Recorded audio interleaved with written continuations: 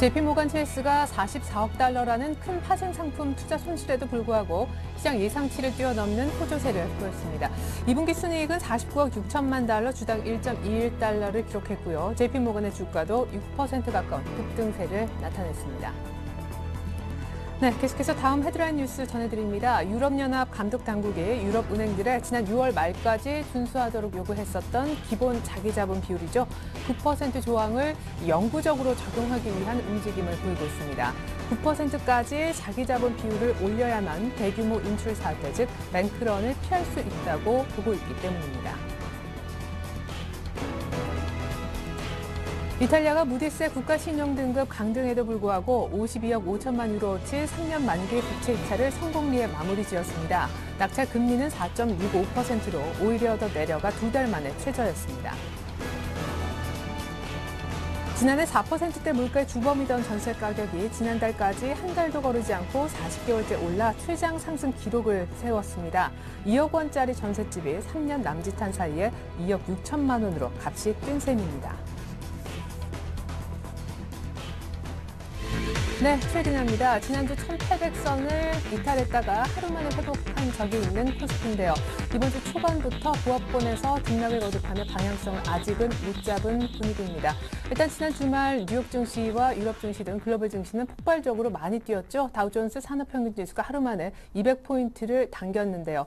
JP모건 체이스의 실적이 우려만큼 나쁘지 않았던 데다가 우리 시장에는 없었던 중국의 2분기 성장률 본 이후 경기 부양 기대감이 상대적으로 크게 피어올랐던 덕분이었습니다. 금융과 소재주가 랠리를 펼쳐주었는데 우리 시장은 불행히도 1820에서 출발은 무난했지만 장중에 1800을 다시 테스트하러 들어가면서 하락 전환도 했었습니다. 외국인들의 6일째 팔자가 계속 이어지고 있기 때문인데요. 상대적으로는 전차군단이 금요일처럼 조금은 강세를 띠고 있습니다. 개인의 매수만으로는 조금은 부족해 보이는 시장. 오늘장 내일장 일부에서 준비한 소식부터 짚어볼까요? 오늘 만나볼 애널리스트는 동양증권의 조병현 연구원입니다. 이번 주에 버냉키 의장의 의회 연설이 예정돼 있는데요. 3차 양적 완화 관련한 불확실성이 희소될 수 있을까요? 또한 미국의 어닝 시즌이 본격화되었습니다. 관전 포인트도 체크합니다. 계속해서 오늘은 SK증권의 김민수 차장님도 만나볼 텐데요. 주 시작부터 보합권 등락을 보이고 있는 코스피, 이번 주 후반에는 탄력이 더 약화될 수도 있는 것인지 주간 전망과 함께 코스피가 하향 조정된 21선인 1845포인트에 안착될 수 있을지 여부, 기술적 흐름도 짚어보도록 하겠습니다.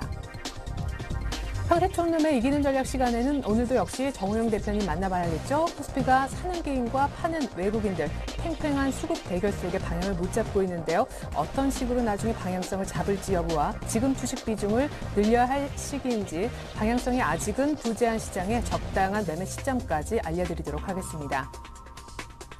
주간으로 사면 5% 이상 수익 볼 수 있는 공략 종목은 오늘 HMC 투자증권 박지훈 과장이 주목하고 있는 예림당으로 설명 듣겠고요. 끝으로 마감 전략엔 포트폴리오 시간은 오늘 텐스탁에서 이정현 팀장님이 나오실 겁니다. 중국의 GDP 성장률 7.6% 발표 이후에 경기 저점 확인했다고 평가해 볼 수 있는 것인지, 정작 국내 증시의 본격적인 추가 반등은 언제쯤 나올 수 있는지 상승 전환 포인트까지 들어보도록 하겠습니다. 네, 현재 외국인은 1,100억 정도 순매도 중이고요. 코스피는 1,816선 가리키고 있습니다. 시황센터 먼저 다녀옵니다. 시황센터입니다. 17일부터 이틀간 열리는 벤 버냉키 의장의 의회 반기 보고와 또 18일 연준의 경제 동향 보고서인 베이지북 발표 등을 앞두고 현재 시장에서는 관망 심리가 나타나는 모습인데요. 코스피가 장중 상승과 하락을 오가면서 혼조세를 보이고 있습니다. 오늘 지수는 소폭의 오름세로 출발했지만 적극적인 매수 주체의 부재로 보합권 등락이 이어지고 있는데요. 현재 코스피 지수입니다. 전거래일보다 0.23% 상승한 1817선에서 움직이고 있네요. 외국인은 6거래일째 대량 매도하고 있습니다. 현재 외국인을 통해서는 1,100억 원 정도의 매도 물량이 출회가 되고 있고요. 여기에 반해 개인과 기관은 동반 매수하고 있습니다. 개인을 통해서는 현재 1,100억 원 정도 순매수 기록되고 있고요. 기관이 그들을 따라서 200억 원 정도 매수하고 있습니다. 이어서 코스닥 지수입니다. 코스피와 함께 코스닥 지수도 보합권에서 맴돌고 있습니다. 벌써 7거래일째 약세를 이어가다가 좀 전에 다시 상승 전환한 모습인데요. 오늘 지수는 7거래일 만에 반등하면서 장을 출발했죠. 외국인과 기관의 매도 규모가 커지면서 장중 반락하는 등의 현재는 보합권에서 제한적인 흐름을 유지하고 있습니다. 현재 코스닥 지수는요, 전거래일보다 0.06% 상승한 484선에서 거래가 되고 있네요. 현재 외국인과 기관은 동반 매도하고 있습니다. 기관을 통해서 220원권 정도의 매물이 출회가 되고 있고요. 이에 반해서 개인은 외국인과 기관에 대항해서 매수하고 있는데요. 오늘 개인은 400억 원 정도 순매수하고 있습니다. 이어서 환율 흐름입니다. 환율은 JP모건 실적 호조와 또 이탈리아 국채 발행 호조 등으로 위험 자산 회피 심리가 완화되면서 하락했는데요. 하지만 코스피가 보합권에서 머물러 있고 또 유로 달러 환율도 소폭 하락세를 보이는 등 추가 하락 모멘텀은 좀 강하지 않은 모습입니다. 현재 환율입니다. 전거래일보다 3원 60전 하락한 1146원 선에서 거래가 되고 있습니다. 이어서 코스피 시가총액 상위 종목 살펴보도록 하겠습니다. 삼성전자가 강보합권에서 움직이고 있는데요. 현재 주당 10,000원씩 상승하고 있습니다. 114만 9천 원에 거래가 되고 있고요. 현대차와 기아차, 현대모비스 모두 상승불 밝히고 있습니다. LG화학 역시 2%대 강세 보이면서 현재 30만 3천 원에 거래가 되고 있네요. 반면에 현대중공업의 주가가 2분기 실적 우려감에 벗어나지 못한 채 7거래일 연속 하락세를 면치 못하고 있습니다. 현재 2.89% 하락하면서 23만 5,500원에 거래가 되고 있습니다. 반면에 한국전력은 0.8% 강보합권에서 거래가 되고 있고요. SK하이닉스 2.68% 조정을 받으면서 현재 2만 1,800원에 거래가 되고 있습니다. 이어서 코스닥 시가총액 상위 종목 살펴보도록 하겠습니다. 현재 셀트리온은 0.5% 밀려나고 있네요. 29,650원에 거래가 되고 있고요. 다음도 1.65% 하락하고 있습니다.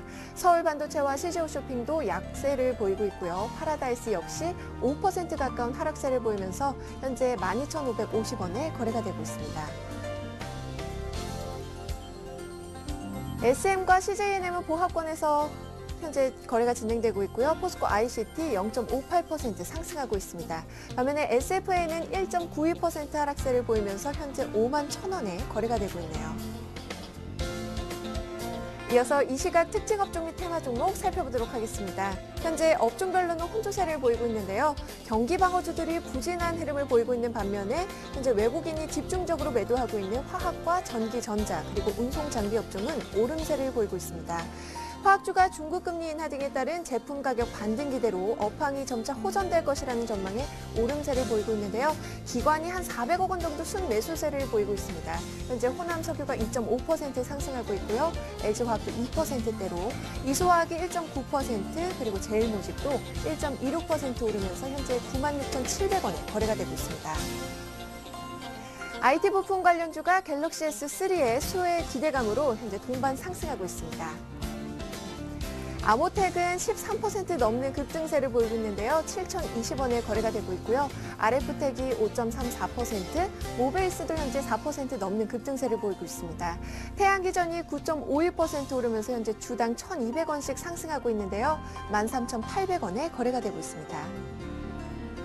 음식료주가 외국인의 찰실한 매물이 나오면서 현재 하루 만에 하락세로 돌아섰습니다. 오리온은 현재 사흘째 하락세를 보이고 있습니다. 4% 넘는 하락세를 보이고 있는데요. 86만 1,000원에 거래가 되고 있고요.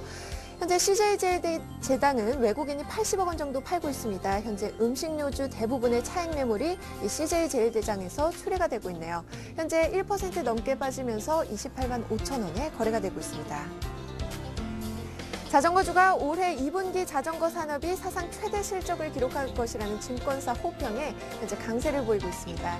삼천리 자전거는 6.2% 급등하면서 7,360원에 거래가 되고 있고요. 참 좋은 레저도 1%대, A모션도 2.15% 오르면서 현재 2,140원에 거래가 되고 있습니다. 음식료 업종이 하락세를 보이는 반면에 빙그레는 올해 무더위 수혜주로 떠오르면서 52주 신고가를 경신했습니다. 현재 빙그레는 주당 3,000원씩 상승하면서 8만 1,000원에 거래가 되고 있네요. 웅진코웨이가 지분 매각을 위한 우선 협상 대상자로 중국의 가전업체죠. 콩가를 선정했다는 소식에 현재 급락세를 보이고 있습니다. 웅진코웨이는 4.47% 하락세를 보이면서 현재 33,100원에 거래가 되고 있습니다. 지금까지 시황센터에서 김혜선이었습니다. 네, 코스피가 1810선에 등락을 보이는 건 마찬가지 상황입니다. 여의도 쪽 분석을 듣기로 하죠. 동양증권의 조병현 연구원부터 연결해 볼게요. 안녕하세요. 네, 안녕하십니까. 네, 주 초반 일단 방향성은 없는 모습인데요. 시장이 기다리는 건 역시 버냉키 의장의 QE3 관련 발언이 아닌가 싶습니다. 상원과 하원, 잇따라 의회 연설이 예정돼 있다고 하는데 QE3 얘기를 할까요?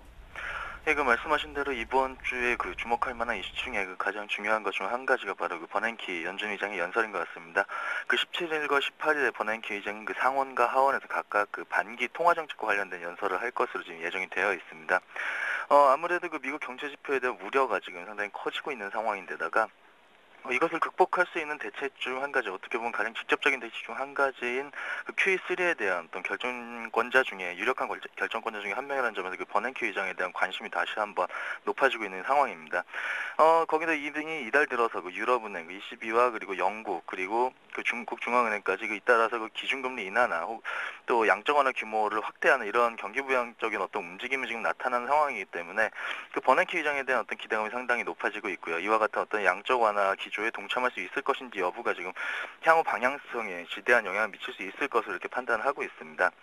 그런데 생각해보게 되면은 그 이번 주 그 예정된 일정이 그 사실상 그 주 목적이 추가적인 어떤 경기 부양에 대한 논의보다는 그 4분기에 예정된 어떤 재정 절벽과 관련된 그런 논의라는 뭐 해외 보도들, 언론 보도들 나오고 있는 상황이고요.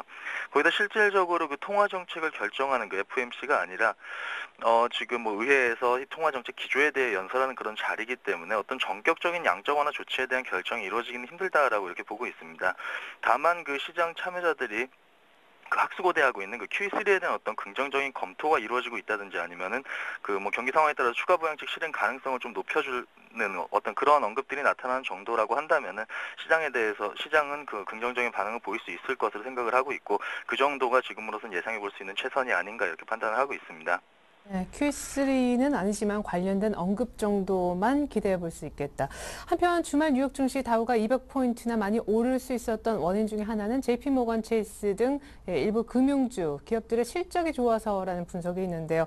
뭐 앞서 알코아도 나쁘지 않았고 이번 주에 본격적으로 미국 기업들의 실적이 쏟아지지 않습니까? 생각보다는 괜찮겠다는 생각도 해보게 되는데 기대 걸어봐도 좋을까요? 예, 그 일단 그 지난주에 이미 실적을 발표했던 그 말씀하신 대로 알코라든지 뭐 JP 모건, 웰스파고 같은 이런 주요 기업들이 일반적으로 그 형성되었던 월가의 컨센서스를 모두 웃도는 실적을 이렇게 공개를 했습니다. S&P 지금 500 지수 구성 기업들 중에서 보게 되면은 지금까지 실적을 한 30개 정도 기업이 공개를 했는데 이미 한 70% 정도 예상치를 20개 이상의 기업들이 예상치를 웃도는 지금 실적을 공개한 상황입니다. 그래서 사전적으로 어떤 형성된 우려에 비해서는 그리 나쁘지 않은 상황인 것 같습니다. 일단 이번 주 같은 경우 살펴보게 되면은 그 주요 금융주들의 실적 발표에 보다 좀 관심을 가져볼 필요가 있지 않나 이렇게 생각을 하고 있습니다. 오늘 밤 같은 경우에 시티그룹의 실적 발표가 있을 예정이고요. 그리고 내일 17일에는 골드만삭스가 실적을 발표할 예정입니다. 그리고 18일에는 뱅크 오브 아메리카, 그리고 19일에는 모건 스탠리 같은 미국의 거대 자본들이 이렇게 실적 발표가 예정이 되어 있습니다. 일단 우리나라 마찬가지로 그 전체적인 미국 기업들의 실적 전망치는 그 기대치가 지금 낮아지고 있는 상황입니다. 그런데 지금 지난주 같은 경우 보더라도 그 JP모건 투자 손실에도 불구하고 지금 기타 부분의 서프라이즈 수준의 결과를 지금 보여줬다는 점에서 금융주들의 실적에 대한 어떤 기대치가 상당히 높아지고 있는 상황인 것 같습니다. 사실 그 미국 금융주들의 실적이라는 것이 뭐 국내 금융주들과 뭐 직접적인 연관이 있다 이렇게 볼 수 있는 것은 좀 힘들지만은 일단 미국 금융주들 같은 경우도 그 전반적인 어떤 금융시장 환경 자체를 대변한다는 점에서 미국 금융주들이 양호한 실적을 거두었다는 것은 결국 금융시장 환경이 그만큼 개선이 되고 있다는 반증으로 볼 수 있기 때문에 국내 금융업종 같은 경우에도 그 양호한 투자 심리를 형성시켜주는 데 도움이 될 수 있을 것으로 판단을 하고 있습니다. 그리고 실질적으로 그 실적 전망치들에 대한 어떤 기대치들이 상당히 낮아진 상황이기 때문에 예상치에 부합되는 결과 정도는 충분히 나올 수 있지 않을까 이런 판단을 하고 있습니다. 네, 뭐 미국 쪽이지만 기업의 실적도 또 버냉키 의회 관련해서도 작지만 기대는 걸어볼 수 있는 그런 상황인데요. 추가 급락은 없지만 또 상승도 쉽지 않아 보이는 것이 사실입니다. 일단 외국인들이 살 생각이 전혀 없어 보이는데 모멘텀도 아직은 강하지 않잖아요. 오늘 마감 전략 세워주신다면요? 예, 방금 말씀하신 것처럼 아직까지는 강한 상승 모멘텀이 확인된 것은 아니라고 볼 수 있을 것 같습니다. 그렇기 때문에 앞서 말씀드렸던 각각의 이벤트들의 결과가 주중의 방향성을 좀 결정짓는 그런 변수로서의 역할을 수행하지 않을까 이렇게 생각을 하고 있습니다. 결과적으로는 외부적인 외생적인 어떤 이벤트들에 의해서 역시나 변동성이 확대되는 그런 움직임이 계속해서 이어질 것이라고 생각을 하고 있고요.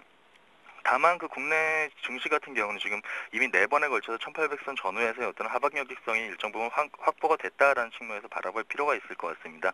결국 하방이 어느 정도 다져져 있다라는 얘기는 결국 추가적인 하락이 나타난다고 하더라도 매도보다는 싼 저가 메리트를 이용해서 매수 관점에서 접근할 필요가 있는 상황이 아닌가 이런 판단을 내리고 있습니다. 그런 관점에서 보게 되면 일단 업종을 접근하는 데 있어서는 일단 뚜렷한 성장성에도 불구하고 최근 들어서 단기간 어떤 급락세를 보였고 다만 전주말에 삼성전자가 반등을 하면서 투자 심리가 어느 정도 양호하게 회복된 반도체라든가 디스플레이, IT에 관련된 업종들이 조금 괜찮다라는 생각을 하고 있고요.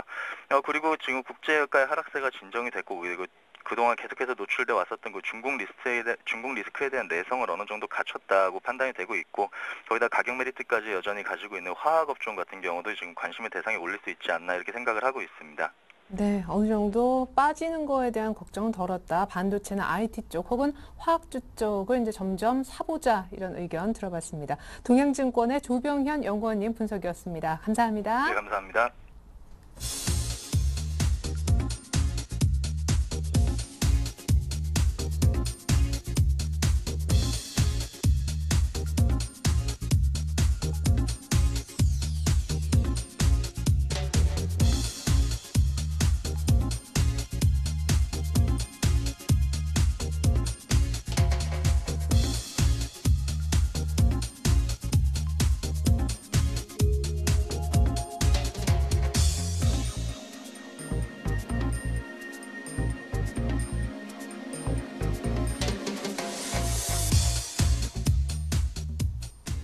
네, 이 가운데 21선 저항으로 작용하고 있는 1845포인트 코스피 안착이 중요하다고 하신 SK증권의 김민수 차장님 오늘은 만나보겠습니다.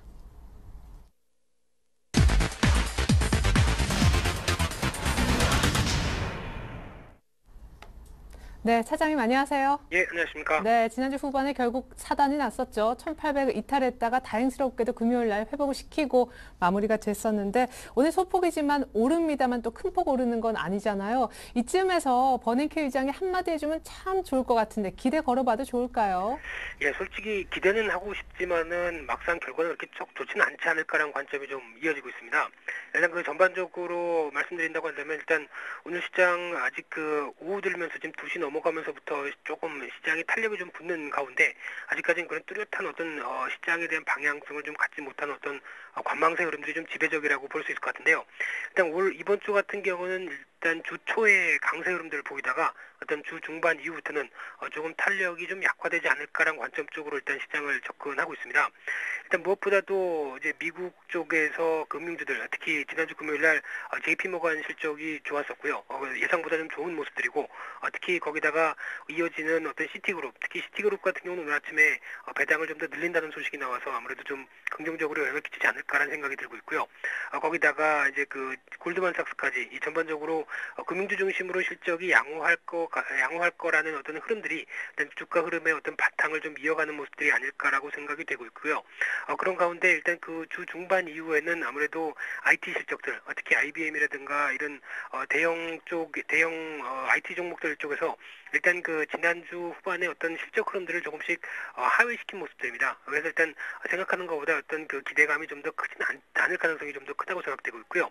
오히려 또 하나 버냉키 의장의 연설이 좀 남아있는 상황들인데 다들 3차 양적 완화에 대한 모습들을 좀 기대를 하는 모습들이긴 하지만은 이 3차 양적 완화가 어떤 지금 어떻게 보면 미국이 쓸 수 있는 마지막 카드, 그러니까 좀 최후의 보루 정도로 생각하고 있기 때문에 지금 이런 쪽에서 쓰기는 아직은 좀 이르지 않을까라는 생각이고요. 어떻게 오히려 시장이 좀 많이 하락하다든가 아니면은 좀 분위기가 많이 좀 안 좋아졌을 때 오히려 그런 때 쓸 수 있는 깜짝 카드가 아닐까랑 관련 쪽으로 어떤 해석을 하고 있고요. 그렇다고 한다면 이번에도 어떤 립 서비스나 아니면은 과거보다는 지금 워렌 버핏도 인정을 하겠지만은 과거보다는 미국 시장의 어떤 상황들이 그렇게 쏙 좋지 않다는 어떤 우려 섞인 목소리로 얘기를 하고 거기다가 어떤 또 수단과 방법을 다 대응하겠다 뭐 어떤 이런 쪽으로 얘기를 나오게 되면 아무래도 시장에서 대응하는 게 약간 좀 부담일 수가 있는 상황들이기 때문에 일단 그 주 중반 이후에는 아무래도 모멘텀이 좀 떨어질 가능성을 좀 염두를 하면서 시장으로 좀 접근을 해야 되지 않을까라고 생각되고 있고요.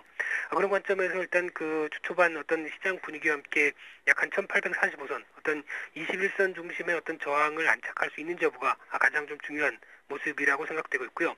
그런 가운데 지난주 금요일 날까지 어떤 흐름을 보게 되면 베이시스가 상당히 많이 안 좋아지는 모습들로 나왔습니다. 그래서 어떤 그 장중 백오데이션까지도 넘나드는 모습들이었는데 일단 지금 베이시스가 개선되기 시작하려면 일단 하나의 관점들 특히 외국인들이 선물 매도가 약 한 4만 개 이상 매도서로 진행이 되고 있는데 이런 쪽에서 선물 매수를 좀 전환시켜서 어떤 좀 숨통을 트이는지 여부들이 가장 중요하다고 생각되고 있고요.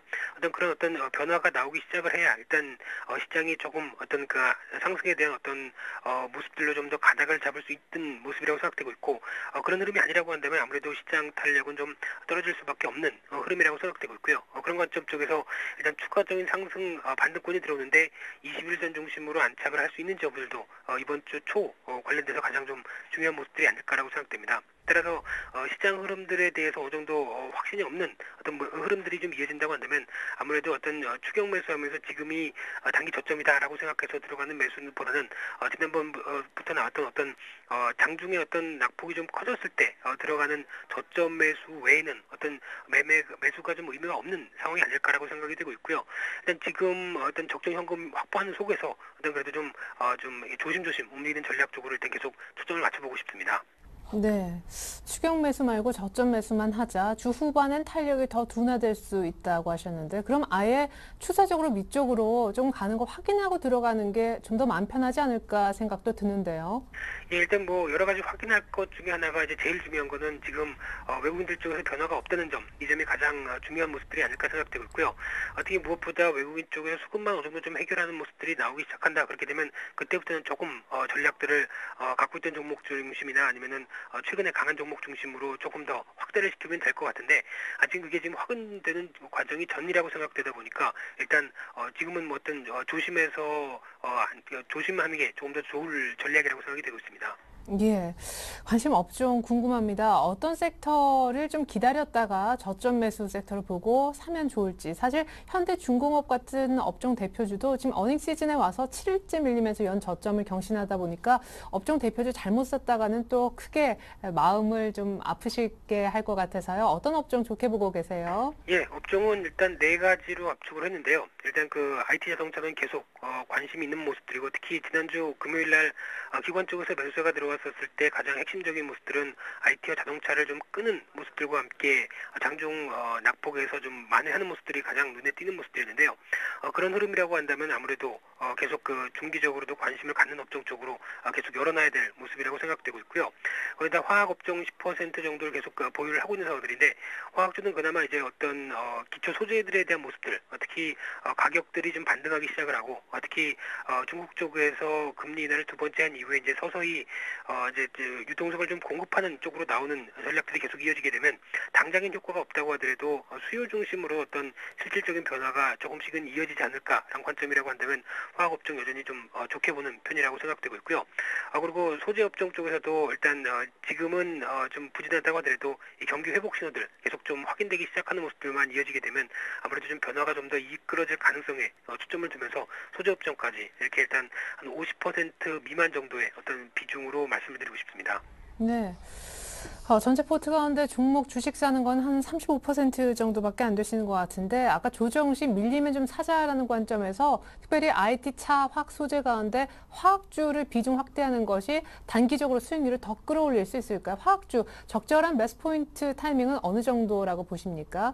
예, 일단 화학 쪽에서도 지금 이제 오늘 같은 경우도 뭐 호남석유, LG화학 전반적으로 한 2% 이상씩 강세를 좀 보이고 있는데 그 매매 타이밍은 그런 것 같습니다. 일단 지금 단기적으로 지금 매매 밴드 같은 경우를 보게 되면은 중기적으로는 바닥을 벗어나서 이제 확보가 되는 모습들로 보여지는데 추가적으로 위쪽으로 강하게 끌만한 요인은 없습니다. 따라서 이런 흐름이라고 한다면은 비교적인 저점권대, 즉 전고점을 실패하고 다시 매물 흐름들이 조금씩 흘러내리는 가격대에서 약 한 5% 정도 이하 정도쯤에서 매수 흐름들을 잡아가는 게 좀 바람직해 보이고요.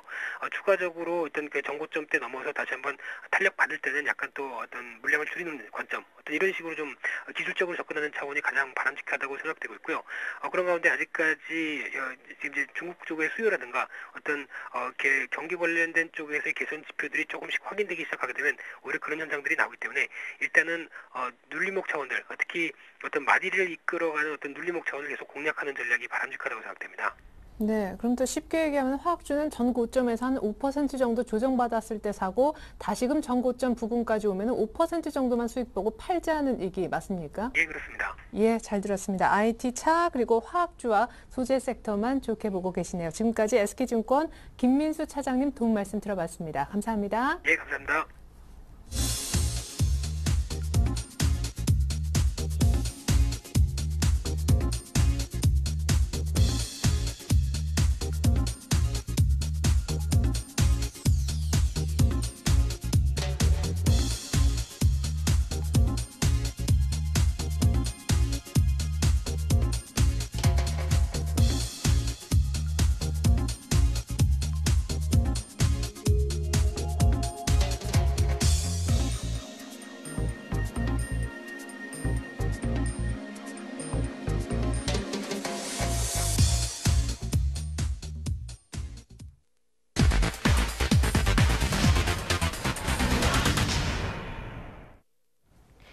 안녕하세요. 평택촌놈의 이기는 전략 김보람입니다. 정우영 대표님 전화 연결해서 오늘장 마감 전략 세워보고 내일은 또 어떨지 전망까지 들어보겠습니다. 안녕하세요.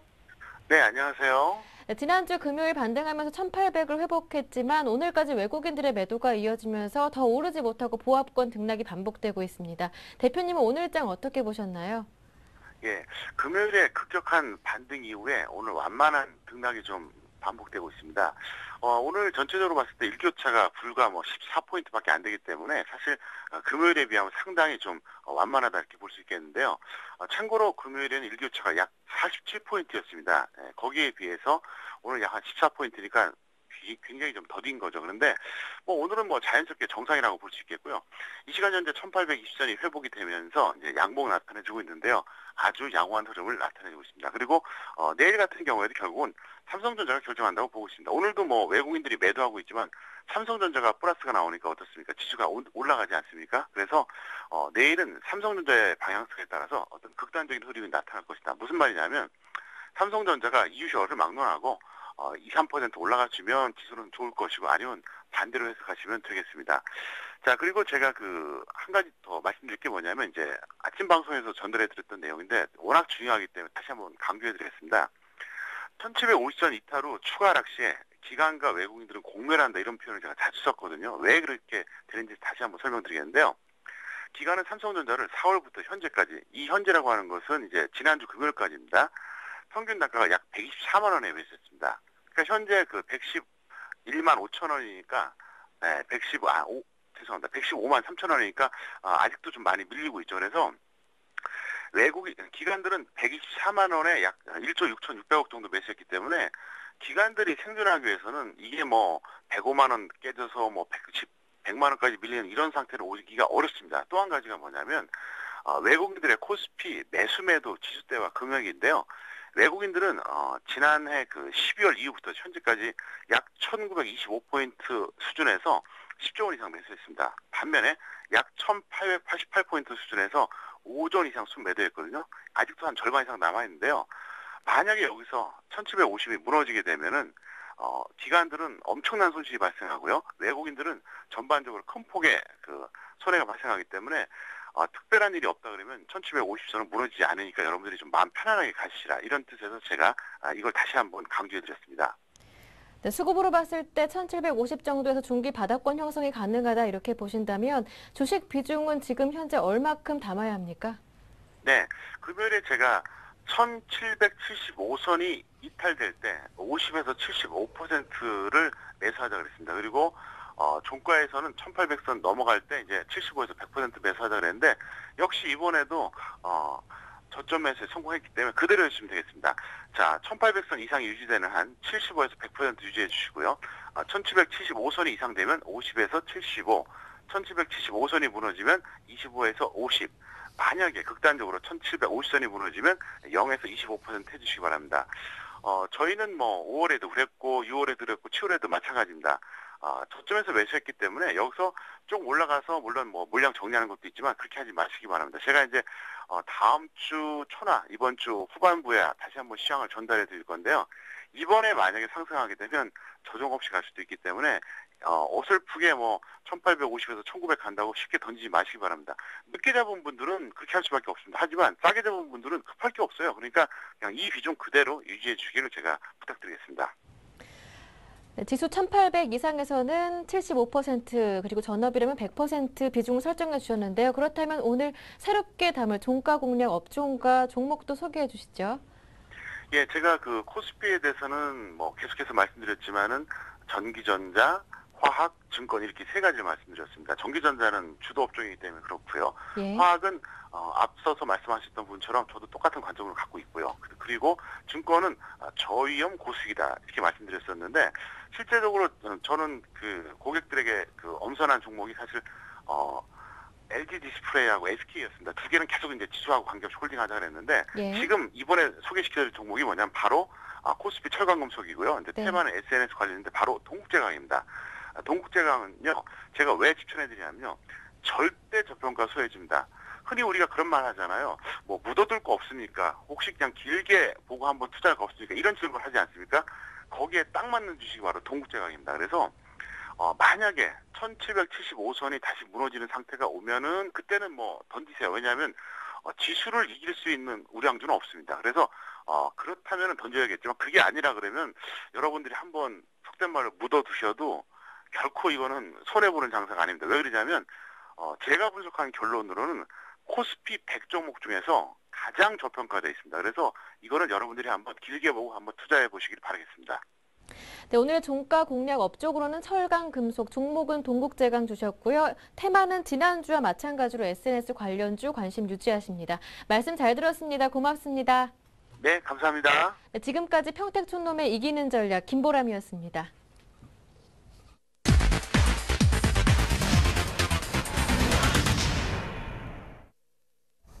네, 코스피가 1820을 넘보고 있는 시점, 주간 단위 사면 수익을 낼 수 있는 공략 종목 알아보는 시간 갖도록 하겠습니다. 오늘은 HMC 투자증권 시화지점으로 가서 박지훈 과장님 만나볼게요. 안녕하세요. 네, 안녕하십니까. 네, 오늘 공략 종목 설명 듣기 이전에 지난주 공략주였죠. 대한유화 설명부터 AS 차원에서 좀 요청을 드릴게요. 네, 저번 주 종목은 대한유화였습니다. 대한유화였는데 나름대로는 좀 기대를 좀 많이 했었는데 물론 다음날 매수 추천드리고서 다음날 좀 상승을 좀 해서 뭐 나름대로는 뭐 매도할 수 있는 주의는 충분히 줬는데 역시 시장에 대한 역시 매크로적인 어떤 리스크 전체적인 시장 어떤 리스크 때문에 시장이 좀 빠졌던 종목이 좀 빠졌던 그런 모습인데 지금 시점에서는 21선에서 터치하면서 좀 지탱을 하고 있는 부분이고 오늘 또 다행히도 또 양봉을 좀 내주고 있는 부분이 있습니다. 그래서 다시 한번 뭐 추가적으로 아직 홀딩하고 계신 분들이라면 다시 한번 2차적인 상승을 좀 기대해봐도 되지 않을까 싶고요. 바닥권에서 거래가 미진하다가 상당히 6월 후반부터 진행하면서 거래가 상당히 증가하면서 상승폭이 7만 원 이상에서 지금 놀고 있는 부분인데 자 이제 어느 정도는 다시 한번 가격 조정은 좀 슬림화되었다. 그래서 짧은 기간 조정과 단기적인 가격 조정을 알맞게 됐기 때문에 내일부터 다시 또 양봉이 처리가 된다면 일단 8만 원 라인 때까지 도전해볼 만하죠. 그 전까지 내일 난 만약에 양봉의 어떤 도전에 성공하지 못하는 부분이라면 다시 한번 이 종목에 대한 또 객관적인 또 고찰이 좀 필요하겠죠. 하지만 내일도 다시 한번 좀 상승적인 추세가 이어진다라면 아까 말씀드렸던 8만 원 라인 때까지 나올 수 있을 것이며 전주에 말씀드렸던 이 종목의 투자 포인트는 실적의 바닥을 찍었다. 그래서 3분기서부터 실적이 많이 좋아지는 그런 모습에 대한 포커스를 잡아드렸기 때문에 그거에 맞춰서 이해하시면 될 것 같습니다. 네, 그러면 손절가 72,000원 신경 쓰지 말고 내일 양봉인지 그렇지 않은지만 보고 홀딩 여부를 결정지으면 좋겠군요. 그렇죠. 내일 바로 그 어떤 그 움직임이 나타날지 가장 중요한 네. 키워드라고 말씀드릴 수 있을 것 같고요. 네. 72,600원 현재 거래되고 있는데 이게 거래량이 많이 되는 종목은 아닙니다만 충분히 시장에서 바라보고 있는 컨센서스 한 85,000에서 9만원까지 보고 있는데 일단 워낙에 바닥권에 상존해 있는 그런 가격대이기 때문에 크게 뭐 시장만 많이 빠져도 리스크는 덜할 스트레스를 덜 받는 종목이기 때문에 그런 관점에서 접근하셔도 무방할 것 같습니다. 네, 양봉이면 8만 원까지 홀딩입니다. 대한유화 지난주 종목 점검이었고요. 오늘 5% 공략 종목은요? 예, 오늘 예림당입니다. 그래서 오늘 예림당뿐만 아니라 오로라라는 종목도 있는데 소위 말해서 이 아동 컨텐츠 관련 종목들에 대한 움직임이 상당히 의미 있게 나오고 있습니다. 이번 주에 또 코엑스에서 또 캐릭터전이 또 열리죠. 여하튼 뭐 여러 가지 모멘텀들은 있고요. 그동안 바닥에서 많이 쉬었어요. 실적 모멘텀들을 상당히 탁월함에도 불구하고 최근에 이제 기관 매수도 좀 들어오면서 한번 기대를 좀 해봐도 될 것 같은데 예림당 같은 경우는 뭐 다 아실 겁니다. 뭐 아기들 다 자녀분들 갖고 계신 분들은 Y 시리즈입니다. Y 시리즈 이 간판 컨텐츠인데 이쪽에서는 아마 좀 실적이 계속 꾸준하게 나오면서 캐시카우 역할을 계속적으로 하고 있는 부분입니다. 오늘 현재 6,610원에 거래가 되고 있어요. 5% 정도 성공하고 있는데 충분히 이 부분에 대해서 가격적인 목표는 한 7,500원 라인대까지 좀 기대를 해봐도 될 것 같아요. 물론 전고점이죠. 5월달에 전고점 7,000원 라인대 찍었던 그 부분까지 목표가를 설정할 수 있지만 6,620원에서 거의 380원밖에 차이 안 나죠. 그래서 충분히 지금 현재 흐름이라면 한 7,500원 라인대까지는 좀 가져올 수 있고요. 그렇게 된다면 2차적인 목표는 8,000원을 넘는 그런 흐름까지도 나올 수 있는 기술적 흐름 좀 예상해 볼 수 있는데 최근에 라이브플렉스와의 게임 사업이 오픈이 됐죠. 그래서 아마 그 부분도 좀 얘기가 좀 툴툴하게 나올 것 같아요. 그래서 여러 가지 게임, 그러니까 라이브플렉스와 함께 아인스 유중에도 참여하고 뭐 최대 주주로 올라서는 부분도 있고 그러다 보니까 교육용 게임 또 모바일 게임 사업이 진출하는 그런 모멘텀을 좀 가미할 수 있을 것 같습니다. 그래서 2011년도 매출이 한 587억 정도 나왔던 부분이고요. 순이익이 한 100억 정도 나왔는데 올해는 충분히 작년보다는 아마 20-30% 이상 아마 충분히 나올 거로 보여지면 매출이 600개 이상 나올 거로 보여지면 현재 PER이 한 13배 될 것 같아요. 그래서 하지만 포워드로 따지면 한 10배 미만으로 떨어지거든요. 그래서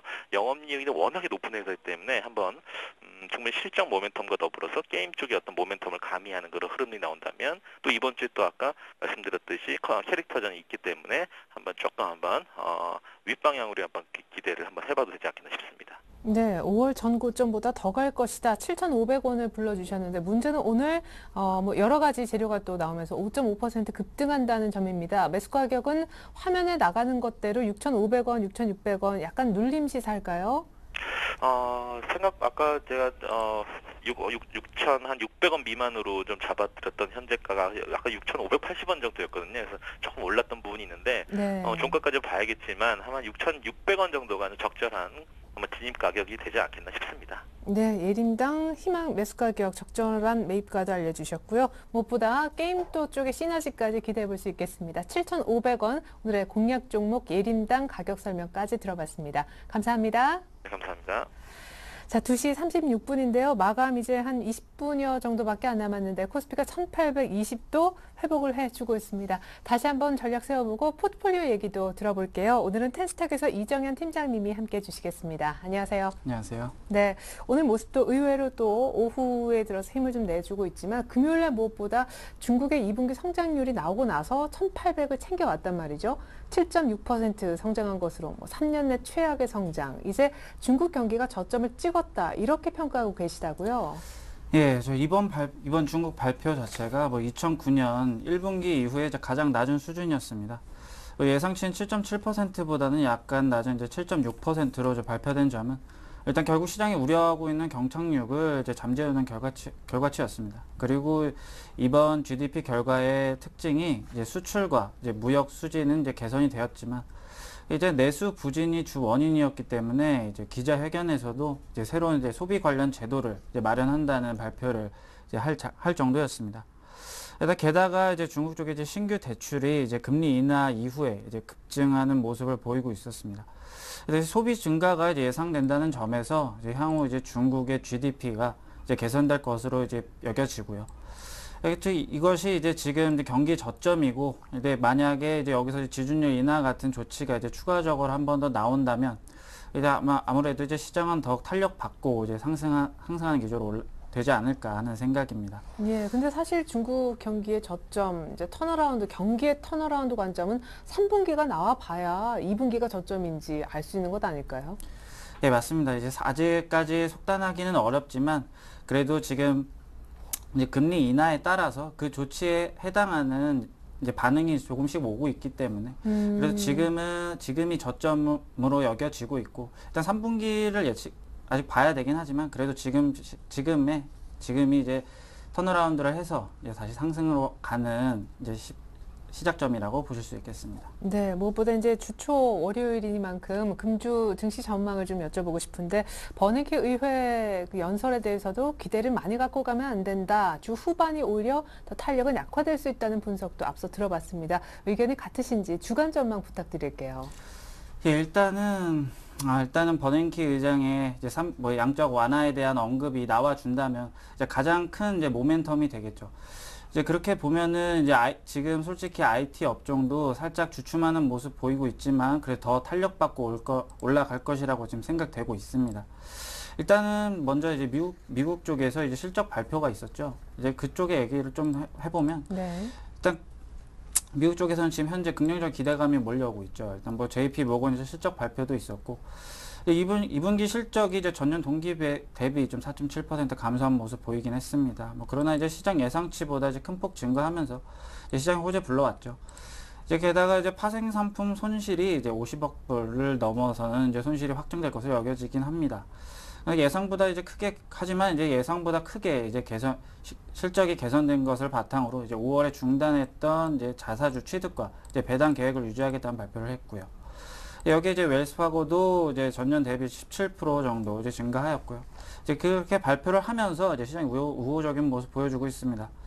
이제 결국 이제 시장이 이제 은행주들의 예상보다 개선된 이제 실적 발표가 이제 이번 주 이제 본격적인 실적 발표에 우호적인 모습을 보여주었고, 뭐 시티그룹 포함해서 뭐 골드만삭스 등 뭐 이제 개선된 모습 보여줄 것이라고 지금 강한 기대감이 존재하고 있습니다.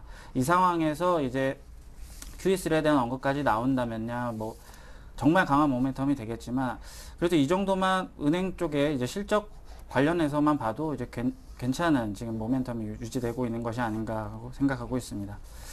게다가 또 이런 점들을 이제 종합해서 볼 때 이제 이번 주는 이제 코스피 지수가 이제 추가 반등 시도하면서 이제 하단 다져갈 것으로 보고 있는데 현재는 이제 아직 투자 심리가 이제 외부 변수에 이제 민감한 상태입니다. 네. 이제 뭐 국제 경제에 대한 이제 눈높이가 조정도 됐고 이제 하락 요인보다는 이제 앞으로 심리 개선을 통해서 이제 더 많이 이제 증시 하단이 계속 단단해질 것으로 예상되고요. 이제 앞에서 말씀드렸듯이 이제 중국의 이제 경착륙 우려가 이제 단기적으로 감소했고 이제 이번 주에도 이제 발표될 이제 제조업 지수 및 뭐 주택 지표 그리고 고용 지표 등이 호전된다면 증시 이제 반등 실마리를 이제 찾을 수 있을 거라고 보고 있습니다. 다만 이제 최근 이제 국내 시장에서 이제 강한 탄력 받기 위해서 거래 대금이 많이 필요한데 지금 현재 많이 부족한 상태입니다. 최근에 이제 현금 비중을 좀 많이 갖고 계신 이제 투자자분들이라면 이제 앞으로 코스피 움직임 확인하시면서 이제 분할 매수하시는 것이 좋다고 보고 있습니다. 네, 좋습니다. 자, 뭐 오늘 삼성전자, 현대차, 기아차가 조금 힘을 내면서 말이죠. 예, 지금 시장이 1820을 회복하고 있는 모습인데 기존 포트에 이미 하이닉스와 팅크웨어, IT 차 종류의 종목이 있었습니다. 오늘 신규로 언급할 종목이 또 있으신가요? 예, 오늘은 제가 최근 코스닥 위주로 이제 기관이 수급 몰리고 있는 상황에서요.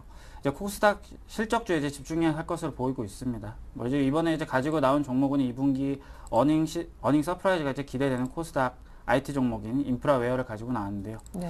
이제 먼저 이제 2분기 예상 실적치부터 말씀드리겠습니다. 매출액이 97억 원으로 이제 플러스 18%, 그리고 영업이익이 54억 원으로 388%로 이제 어닝 서프라이즈가 이제 전망이 됩니다. 이제 이는 이제 먼저 이북 사업의 이제 영업권 양도에 따른 이제 일회성 이익으로 보고 있는데, 일단 동사는 이제 인프라 웨어북스로 이제 이 영업권을 넘김으로써 약 30억 원의 이익이 증가될 것으로 보이고 있습니다.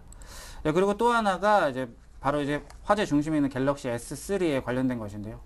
이번 모바일 오피스 쪽에 즉 이제 폴라리스 오피스라고 하죠. 그 동사 컨텐츠가 이제 갤럭시 S3에 이제 단독 공급을 유지할 것으로 보이고 있고요. 이제 기타 이제 삼성의 저가 모델에도 탑재될 것이라고 합니다. 게다가 이제 이를 통한 이제 실적 개선세가 3분기부터 3분기에서도 이제 지속될 것으로 보고 있고요. 이제 한 가지 더 말씀드리면 이제 하반기에는 필기 인식 기능이 추가된 폴라리스 5.0이 이제 출시 예정 중에 있다고 합니다. 이제 갤럭시 노트 이제 후속 모델을 포함한 이제 기타 모델의 공급이 지금 지속될 것으로 보이고 있고요. 또한 이제 자회사 필기 인식 관련 업체 디오텍과 음성 인식 관련 HCL랩의 그 합병으로 인해서 이제 하반기 음성 인식 부분에 이제 매출 성장이 본격화될 것으로 보이고 있습니다. 또 이걸 미뤄볼 때 이제 비교적 단시간 내에는 음성 인식 기능을 탑재한 이제 폴라리스 출시가 가능할 것으로 여겨지고요. 여기서 동사 경쟁력이 지금보다 더 강화될 것이라고 확신하고 있습니다. 지금 저는 그래서 금일 종가에 매수 추천드리겠고, 못해도 이제 10,000원 직전에 매수해 놓으신다면 큰 수익 얻으실 거라 볼 수 있습니다. 일단 잠깐 마지막으로 차트 한번 보시고 가시겠습니다. 일단 인프라웨어 지금 현재 21선 위에서 이제 21선이 상승 반전을 했죠. 이제 현재 주가 21선 위에 이제 안착해 있습니다. 이제 게다가 이제 기관 수급과 같은 모습 보여주고 있는데요. 이제 최근 한 달 기간 수급이 이제 조금씩 다시 모이기 시작했습니다. 이제 이 점 주목해 주시고, 또한 이제 비교적 가벼운 종목이기 때문에 목표가 도달이 어닝 발표에 이제 맞춰서 수요일 내에 도달 가능할 것으로 보고 있습니다. 네, 인프라웨어가 오늘 신규 추천 종목이었습니다. 자, 기존 포트를 한번 열어보고 싶은데요. 자, 오늘 신규 추천은 인프라웨어였고, 그 전에는 SK하이닉스와 CJCGV, 팅크웨어 이렇게 세 종목이 담겨져 있었군요. 하이닉스는 추가 매수돼서 비중이 가장 큰 상황이었었습니다. 자, 손절가 하향 의견이 가장 수익이 조금 떨어지는 팅크웨어 쪽에서 나왔는데, 자, 팅크웨어 121선에서 누워버리네요. AS 좀 빨리 부탁드릴게요. 예, 먼저 팅크웨어 말씀드리겠습니다. 실적에는 솔직히 전혀 문제가 없는 종목입니다. 지금 전망도 좋긴 한데, 하지만 이제 손절가 18,000원을 지키지 못한다, 오늘 종가상으로 지키지 못한다면 이제 상승 반전을 이루지 못하고 이제 하락 추세를 이어갈 것으로 좀 보이고 있습니다. 이 때문에 이제 일단은 금일 종가상 18,000원을 지키지 못한다면은 이제 손절하는 것으로 이제 결정을 내리겠고요. 금일 종가상 이제 18,000원을 지킨다면 그래도 계속 홀딩하셔서 수익 보셨으면 좋겠습니다. 네, 현재 가격은 팅크웨어 17,900원인데 손절 가격에 일단 하향, 그리고 손절 가격을 오늘 18,000원 종가상 못 지키면 포트에서 빼겠다는 얘기시죠. 하이닉스와 CJCGV, 하이닉스는 수익이 나다 줄었고 CGV는 좀 멈칫했었는데 좀 괜찮아졌습니다. 네. 일단 하이닉스 먼저 말씀드리겠습니다. 전에도 말씀드렸듯이 이제 실적 흑자 전환 예상되고 있고요. 이제 상반기 낸드 가격 안정화 더불어서 조금씩 가격도 상승 중에 있습니다. 게다가 또 이제 스마트폰 메모리 용량도 증가가 됐고, 울트라북도 이제 슬슬 출시가 되고 있기 때문에 이제 낸드 수요 증가가 예상이 되고 있습니다. 다만 오늘은 좀 기관과 이제 프로그램 메모리 좀 많이 나오는 모습 보이고 있는데, 이것도 21,000원을 지키지 못한다면은 아무래도 좀 다시 반등하기엔 좀 오랜 시간이 걸리지 않을까 하고 생각하고 있습니다. 예, 역시 손절 가격을 지켜서 매매하겠다는. 마지막으로 CJCGV. 예, CJCGV 말씀드리겠습니다. 일단은 당연히 박스권 하단에 머물고 있었죠. 하지만 2분기 실적도 좋고요. 남은 분기도 이제 긍정적인 모습이 예상이 됩니다. 박스권 상단까지는 이제 비교적 단기간에 도달할 것으로 보이기 때문에 지금 홀딩하셔서 수익 보셨으면 좋겠습니다. 네, 좋습니다. 좀 손절 가격을 유념 있게 봐야 되는 종목이 두 종목 있었는데요. 완성본 다시 한번 보여드립니다. 네, 텐스탁 이정현 팀장님의 완성된 포트폴리오입니다. 오늘 신규로 파란색 왼편에 보이시죠? 인프라웨어를 20% 정도 사겠다고 얘기를 해주셨습니다. 이렇게 되면 IT 관련 종목이 하나 더 늘어나는 셈인데요. 가격과 함께 다시 한번 살펴보죠. 하이닉스는 손절 가격 21,000원 역시 좀 지켜달라는 당부가 있었고, CJCGV는 홀딩, 팅크웨어는 오늘 종가가 조금 내린 손절가인 18,000원을 밑돌 경우 일단은 포트에서 빼겠다고 얘기하셨으니까 좀 주의 부탁드리겠습니다. 인프라웨어는 갤럭시 S3 수혜주고요. 자회사 시너지까지 기대가 되는데 오늘 종가 매수 12,000원이 목표가, 손절가는 매수가에 4% 빠지면 빼는 것으로 신규 편입을 얘기를 해주셨습니다. 네, 지금까지 텐스탁의 이정현 팀장님과 함께 포트폴리오 종목 얘기까지 나눠봤습니다. 감사합니다. 네, 이제 1분 있으면 마감 동시효과 들어갈 텐데 종가상 1820이 될지 모르겠지만 거의 시가까지 많이 회복을 하면서 끝날 것 같습니다. 외국인들 선물 매수로 전환해 준 것 막판에 도움이 좀 되는 모습입니다. 잠시 후 2부로 다시 오겠습니다. 고맙습니다.